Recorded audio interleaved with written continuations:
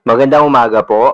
Narito na po ang magiging lagay ng panahon ngayong araw ng Sabado, July 27, 2024. At latest update sa low pressure area nating binabantayan na nasa loob ng Philippine Area of Responsibility.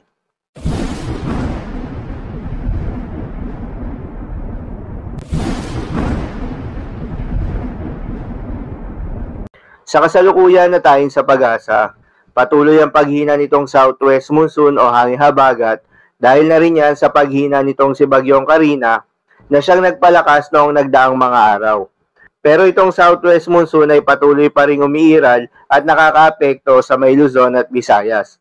Habang sa Mindanao naman ay asahan yung mga localized thunderstorms dahil dito makakaranas ng bahagyang maulap hanggang sa maulap na papawirin ang buong Mindanao na may mataas na tsansa ng mga pagulan pagsapit ng hapon hanggang sa gabi.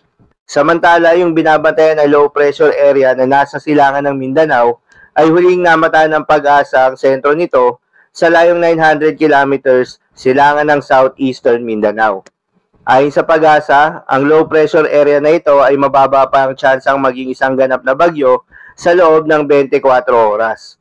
Ngunit hindi inaalis ang posibilidad na maging bagyo ito sa darating na weekend.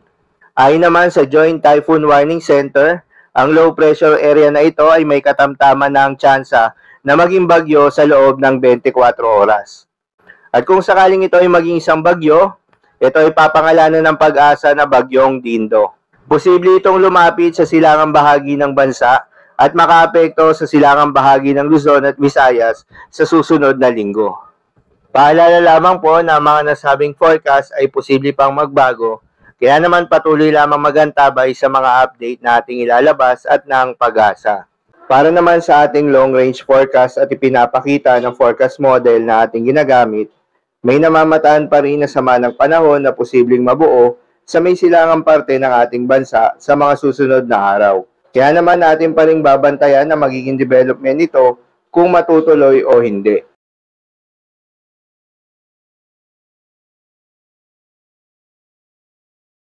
Dahil pa rin sa epekto nitong southwest monsoon, asahan ngayong araw ng Sabado sa Ilocos Region, Batanes, Babuyan Islands, Zambales at Bataan ang pabugso-bugsong mga pag-ulan. Posible ang mga pagbaha o pagguho ng lupa dahil sa katamtaman hanggang sa malalakas na mga pag-ulan. Habang sa Cordillera Administrative Region, Tarlac at Pampanga, ay asahan naman yung maulap na kalangitan na may kalat-kalat na mga pag-ulan at pagkidlat pagkulog.